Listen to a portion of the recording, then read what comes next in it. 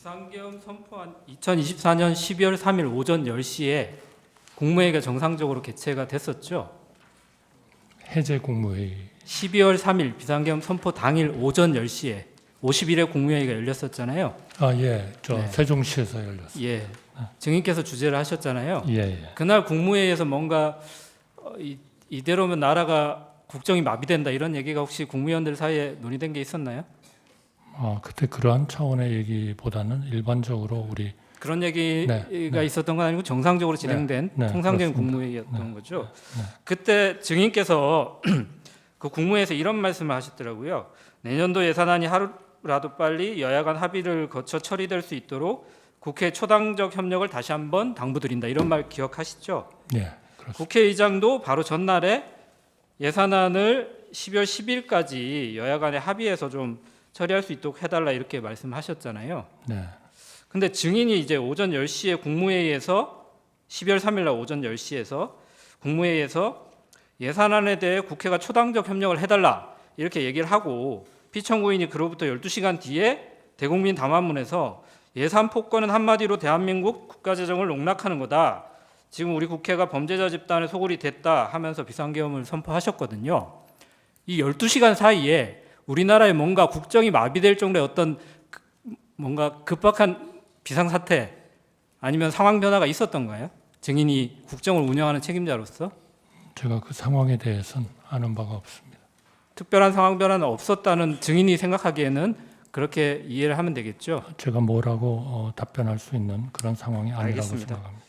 피청구인은 보면 그 비상계엄 선포 담화문에서 국회를 지칭해서 여러 가지 표현을 사용하시는데요. 범죄자 집단의 소굴, 자유민주주의 체제를 붕괴시키는 괴물, 종북 반국가 세력, 폐악질을 일삼은 망국의 원흉 이런 표현을 쓰셨는데 반면에 증인은 여야 간의 협치를 굉장히 강조하시는 것 같아요. 그런데 비상계엄 선포 이전에 피청구인이 증인한테 국회에 대해서 이렇게 좀 표현하신 적이 있으신가요? 그런 표현을 정확하게 네. 말씀하신 것은 제가 기억하지 못합니다. 네, 회의석상에 이렇게 개인적으로 만나실 때도 기억하신 적은 없으시잖아요. 그렇죠? 그런데 그러나 국정에 네. 대한 걱정, 네. 좌절 그런 것들은 예, 걱정을 하셨던 거지 국회를 이렇게 표현하지는 않으셨다는 거잖아요. 그런데 이런 국회가 반국가 세력이라고 하는 담화문의 비상계엄 선포 담화문의 내용에 대해서 증인께서는 좀 동의를 하시나요?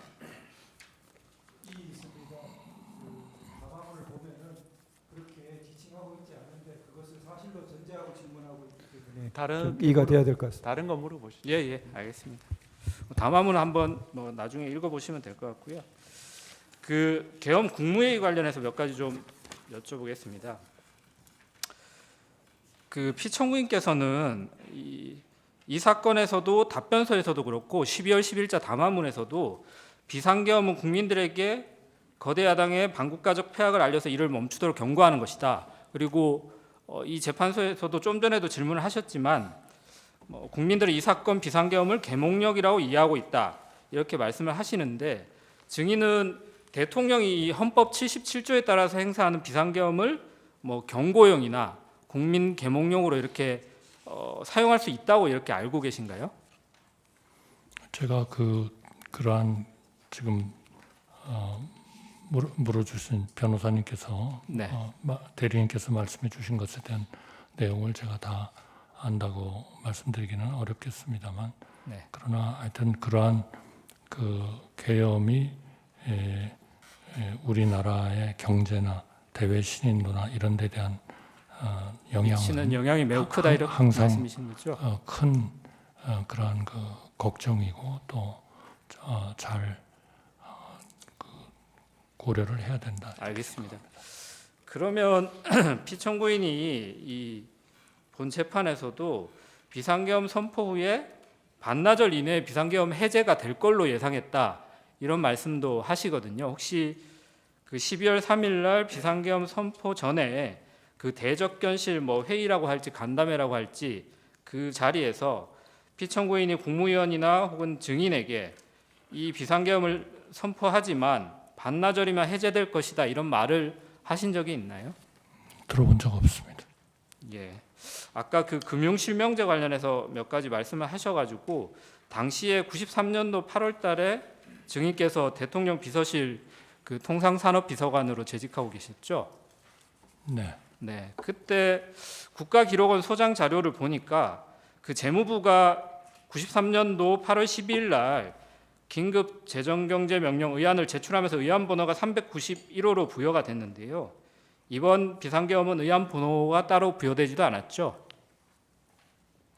네, 배부되지 않은 것으로 알고 있습니다. 예, 의안 번호가 부여되지 않았다는 말씀이시죠.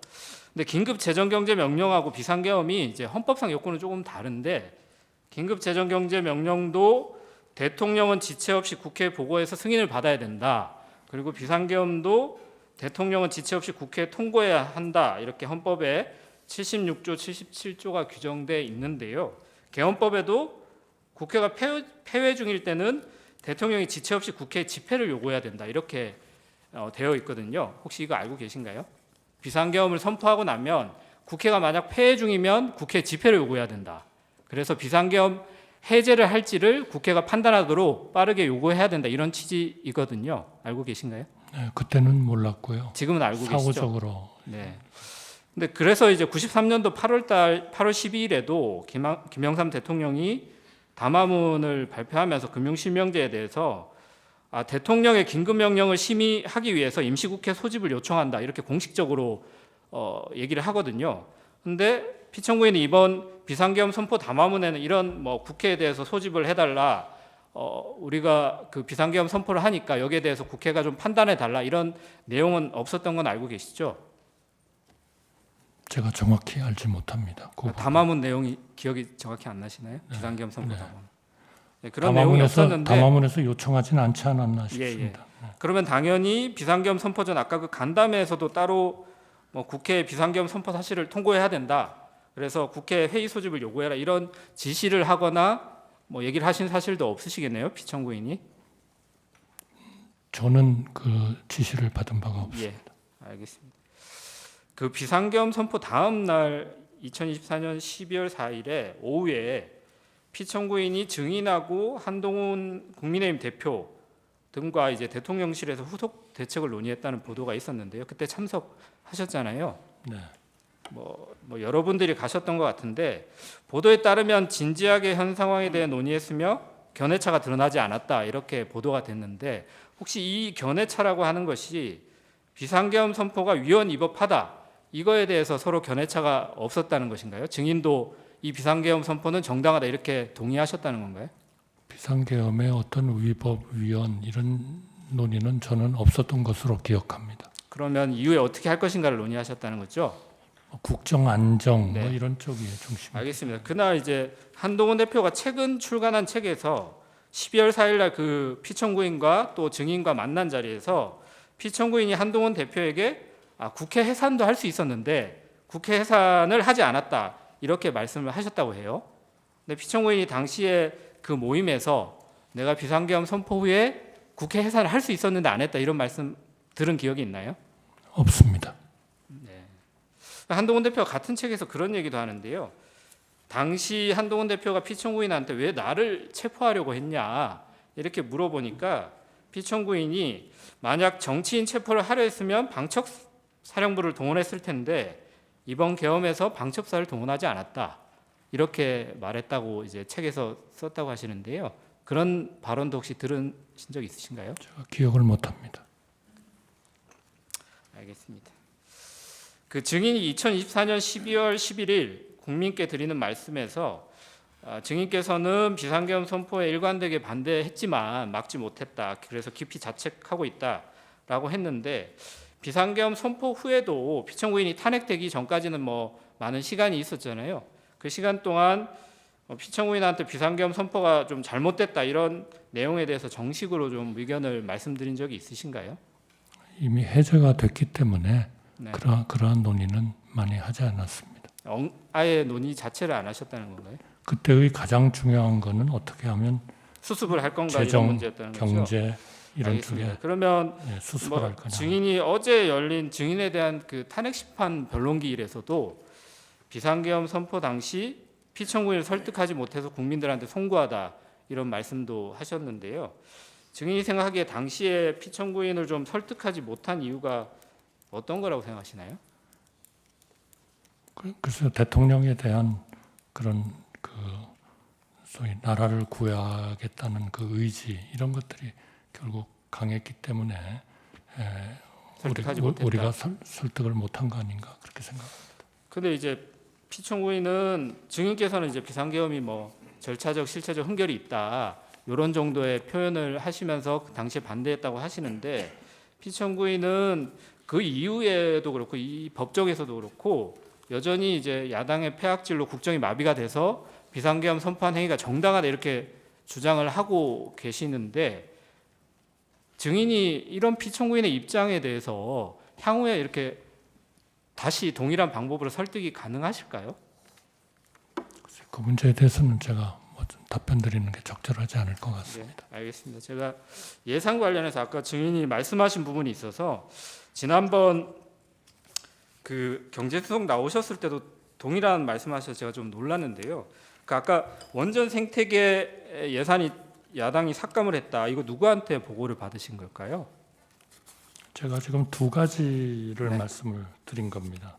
그러니까 그 차세대 네. 원전 개발 관련 예산 알겠습니다. 그리고 그러면 제가 원전 생태계 지원 예산 지난번에 그 산자부 장관이 국회 산자위에 2024년 12월 19일 출석해서 한 내용에 대해서 그 경제수석에도 말씀을 드렸는데 당시에 산자부 장관이 국회에 나와서 야당이 원전 생태계 지원 예산을 삭감하고 체코 원전 수출 지원 예산은 무려 90%를 깎아버렸다 이렇게 담화문에 12.12 담화문에 기재되어 있는데 산자부 장관이 이에 대해서 산업부의 원전 관련된 예산은 4,887억 그대로 있다.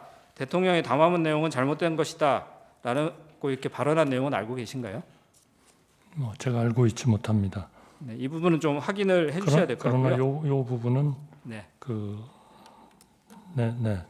아니 그러니까 원전 확인을- 생태계 관련 예산이 제가 네. 그래서 아마 프로젝트가 여러 개가 있었을 텐데요. 그러니까 산자부 장관이 차세대- 한 발언에 대해서는 한번 차후에 한번 확인을 해보시면 네, 좋을 것 그렇게 같고요. 하겠습니다. 그 피청구인의 그 12월 3일 담화문하고 12월 10일 담화문은 혹시 누가 쓴 건지는 알고 계신가요? 그거는 모르겠습니다. 통상 이 메시지 비서관이 이 담화문을 쓰나요? 그거는 제가 알지 못합니다. 아니 왜냐하면 이 지금 담화문에 있는 여러 가지 예산 삭감과 관련된 내용이나 간첩법 개정에 관련된 내용이나 국가보안법 이번 22대 국회에서는 국가보안법 관련된 개정 법률안은 하나도 나온 것이 없거든요. 근데 폐지까지 시도하고 있다. 이런 잘못된 팩트에 기반한 담화문들이 대통령의 담화에서 계속 반복되는데 이 부분에 대해서 증인께서도 대통령 권한대행을 얼마 동안 하셨잖아요. 그러니까 대통령에 대한 보고 논의 체계에 대해서 한번 점검하신 적이 없는지를 여쭤보는 거예요. 네, 저는 뭐 드릴 말씀이 없습니다. 알겠습니다. 그러면 증인께서 노무현 정부 시절에도 국무총리를 하셨고 뭐 경제부총리도 하셨는데 그때는 야당이 지금과 달리 굉장히 협력적이었던 건가요? 정치적 상황은 엄청 달랐다. 저는 그렇게 느낍니다. 근데 그때도 여소야대 상황이 있었고 마지막 증인이 국무총리를 하실 때도 거부권 2번 행사하셨잖아요. 제가 그걸 지금은 기억을 기억 못 못하겠습니다. 하시나요? 근데 그때는 비상계엄을 하지 않으셨는데 지금은 비상계엄을 한 거에 대해서 따로 하실 말씀이 있으실까요? 그러나 하여튼 그때는 국민연금 개정안까지 여야 합의로 통과가 됐고요. 그다음에 그 사학법 굉장히 알겠습니다. 아주 오랜 네, 동안 어려운 과제였지만 그것도 여야 합의로 알겠습니다. 통과를 시켰습니다. 정치적인 상황은 훨씬 더 양극화되지 않았다. 네, 저는 증인. 그렇게 생각합니다. 여쭤보기 전에 아까 제가 그 방통위원장 탄핵 정족수 관련해서는 제가 잠깐 착각을 해서 그 재판관님 의견 비율이 4대 4였던 건 맞는데 원래 6분 인용되려면 6분 의견이 필요하기 때문에 그 부분은 제가 한 분 더가 아니고 2분 더 필요했다는 말씀 정정 말씀드립니다. 증인한테 제가 잘못된 정보를 드린 걸 수 있으니까 정정 말씀드리고 이날 계엄 지금 국무위원들 모였을 당시에요. 앞에 먼저 모였던 분들 계시잖아요. 국무위원 중에는 6분이고 저 조태용 국정원장이 있었고 그분들 중에서는 마지막으로 연락받은 분이 증인 포함 3분인데 그 시간이 8시였습니다. 대통령실로 들어오라는 연락받은 시간이. 근데 나머지 분들 중에는 제일 먼저 연락받은 게 1시간 15분 뒤에요. 9시 15분. 그러니까 증인 8시에 전화 받고 8시 45분쯤 들어가셨다는 거잖아요. 그러니까 그때부터 한 30분 동안 증인이 남은 다른 국무위원들 얘기도 한번 들어봅시다. 그 얘기 꺼내실 때까지, 그때까지는 다른 국무위원 누가 들어올 때까지 기다리는 상황은 아니었죠. 그건 제가 잘 모르겠습니다. 증인은 어떠셨냐고요?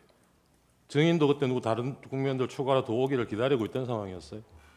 아니죠. 아닙니다. 저는 대통령님께 알겠습니다. 좀 더 국무위원들을 더 그리고 아까 그 계엄 해제 제가- 국무회의 아니, 할 때요. 제안하겠습니다. 예.